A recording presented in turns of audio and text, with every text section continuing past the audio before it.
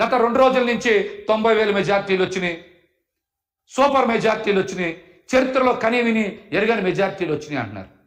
80,000 నుంచి 90,000 మెజార్టీ వచ్చింది ముగ్గురికే కదా. 50,000 నుంచి 80,000 లోపు మెజార్టీలు మొత్తం వచ్చింది 27, 28 కదా. అంతే కదా వచ్చినాయి. మిగతా అన్ని చోట్ల కూడా జగన్మోహన్ రెడ్డి గారికి అద్భుతంగా ప్రజలు ఆదరించారు. కానీ ఇక్కడే ప్రజలందరికీ ఒక అనుమానం కలుగుతుంది. మేమందరం కూడా జగన్మోహన్ రెడ్డి గారికి ఫ్యాన్ గుర్తు మీద ఓటేశాం, కూటమికి ఇంత విజయం ఎలా లభించింది అనేటువంటి అనుమానం ఈరోజు ప్రతి ఒక్కరు చర్చ చేస్తున్నారు రాష్ట్రంలో. ఈవీఎంలు ట్యాంపర్ అయినాయా, లేకపోతే కౌంటింగ్లో ఏదైనా పొరపాట్లు జరిగినాయా? ఫలితాలకు ముందు నుంచే వైఎస్ఆర్సీపీ పార్టీ నాయకులు పెద్దలు చాలామంది కోర్టులకు వెళ్ళారు, పొరపాట్లు జరుగుతాయని చెప్పారు.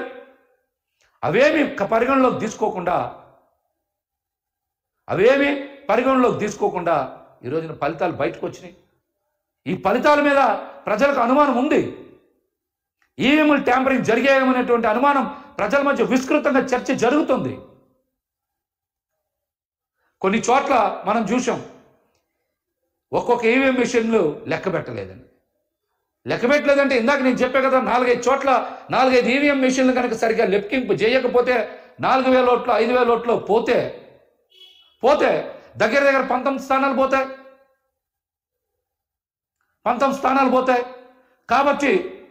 కాబట్టి ప్రజలకు అనుమానాలు ఉన్నాయి. దీని మీదనే అందరూ కూడా చర్చ కూడా చేసుకుంటున్నారన్న విషయం నేను ఈరోజు మాట్లాడాలనే మళ్ళీ మాట్లాడుతున్నా.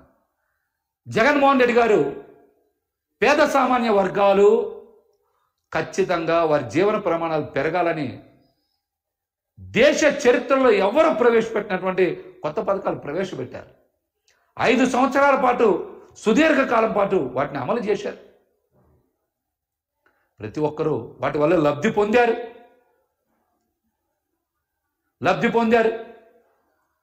అందుకనే ఈరోజు రాష్ట్ర ప్రజలందరూ కూడా నివేరబోతూ ఉన్నారు.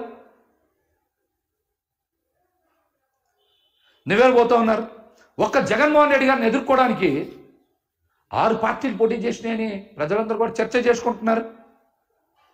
ప్రజారంజకంగా ఉంటుందా, లేకపోతే పెట్టుబడిదారులకు మాత్రమే అనుకూలంగా ఉంటుందా, ఎవరికి అనుకూలంగా ఉంటుంది అనేది ఈ రాష్ట్ర ప్రజలందరూ కూడా చాలా తొందరగా తెలుసుకుంటారు.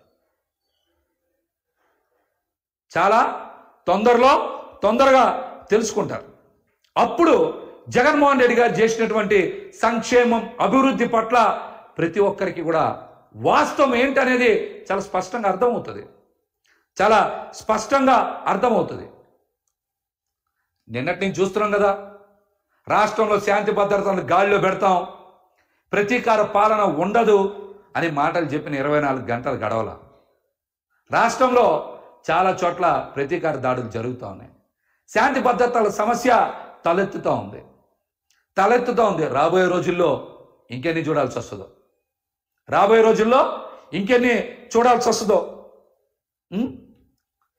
ప్రతి ఒక్కరికి కూడా అధికార పీఠం మీద కూర్చోలేని ఆశ ఉంటుంది.